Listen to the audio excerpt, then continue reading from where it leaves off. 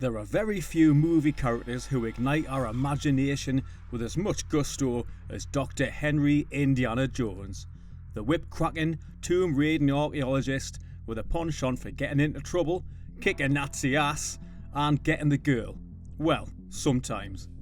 But people have often wondered if he was based on, or at least inspired by, a real person. Could such an extraordinary man have ever truly existed? We're going to unearth the truth on this burning question and find out what really happened to Indiana Jones. Molaram, prepare to meet Kali in hell. It's no secret that the Indiana Jones films have their roots in the distant past. The first film, Raiders of the Lost Ark, was the brainchild of George Lucas and Steven Spielberg. Both were inspired by the swashbuckling serial films of the 30s and 40s, as well as high-concept 50s adventures like Journey to the Centre of the Earth and Secret of the Incas. Over the years, both have repeatedly denied Indiana is based on an actual person. You have your father's eyes. And my mother's ears, but the rest belongs to you. But there's reason to believe they were inspired, however inadvertently, by a man who really existed. Or perhaps a few different men. Let's take a look at a few possibilities. There's Percy Fawcett, the British cartographer and archaeologist, best known as one of the men who helped map the Amazon. Having traversed hundreds of miles of jungle and encountered unknown calamities and run-ins with death, including, so the story goes, a 60-foot anaconda. Fawcett is now legendary for his search for the lost city of Zed, which he may or may not have found, as he disappeared in the jungle in 1925, never to be seen again. He was said to be one of the inspirations for the character of Alan Quatermain, who was very much an inspiration himself for Indiana Jones, and Percy got a movie of his own in 2016 with Charlie Hunnam playing him and James Gray directing. Next we'll have James Henry Breasted, the Egyptologist who helped find King Tut's tomb and was generally regarded as a daring and charismatic archaeologist and historian whose discoveries of important artifacts help shape our knowledge of ancient civilizations. Doesn't hurt that he was also a teacher in his spare time. How about Hiram Bingham, the American archaeologist and author who initiated the study and excavation of Machu Picchu, the Inca citadel in Peru, notorious for its human sacrifices? Bingham was the indirect inspiration for Charlton Heston's character in Secret of the Incas, and as you can see, the character of Harry Steele is quite clearly a predecessor of Indy's, so we can safely say Mr. Bingham was something of a forebearer of Dr. Jones. Perhaps the most fascinating case is Otto Rahn, the German academic whose obsession with finding the Holy Grail might have been an inspiration for Indy's hunt for the Cup of Christ in the Last Crusade. He chose poorly. Rahn wrote a book about his search for the Grail in 1933 and caught the attention of Heinrich Himmler, the sinister head of the Nazi SS.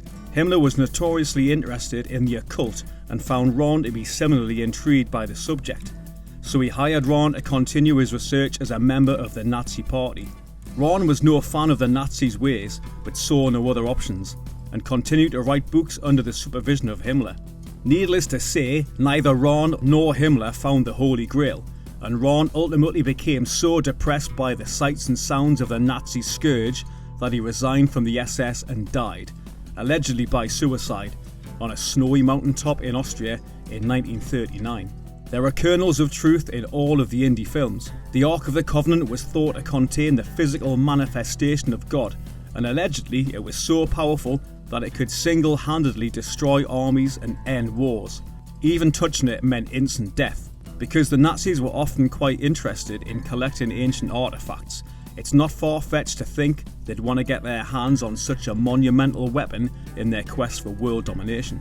The villains in Temple of Doom were based on a real cult called the Thuggee, Indian marauders who would rob and kill unsuspecting travellers.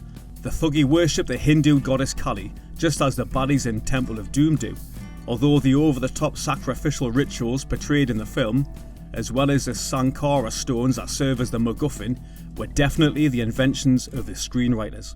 Believe it or not, even the much maligned Kingdom of the Crystal Skull has a few tiny facts rattling around in it. The Soviets were indeed obsessed with finding a way to use mind control during the Cold War, and crystal skulls were always thought by some to hold mystical powers and have their origins in the Aztec civilization. even though that theory has been largely debunked. Plus, Area 51 turned out to be a real thing, and with the recent revelations about the government's knowledge of unidentified flying objects, who knows what they could be hiding in there, like aliens and even the Ark of the Covenant, or both. But back to Indy himself. The man who indisputably gets compared to Indiana more than any other is Roy Chapman Andrews, academic, historian, fearless adventurer who stared down death's barrel plenty of times and walked away smiling. Often seen sporting a fedora hat, Andrews built a reputation as a rugged, charismatic fella who was just as sharp with the ladies as he was with danger. Impressively, he built himself up from a janitor at the American Museum of Natural History to its director in less than 30 years, and was best known for his many trips to the Gobi Desert in northern China. In his book, Andrews modestly stated he escaped death a mere 10 times, walking away from typhoons, Lama priests, packs of ravenous dogs, and one time, quite fittingly, a wild python. One of Andrews' best known tales involves a cold night with his team in the desert. A legion of chilly vipers seeking warmth sought out the group's campfire and tents, creating a panic that ended with dozens of slithery corpses. Legend has it that Andrews was wary of snakes forever after, and who could blame him? I hate snakes, Chuck!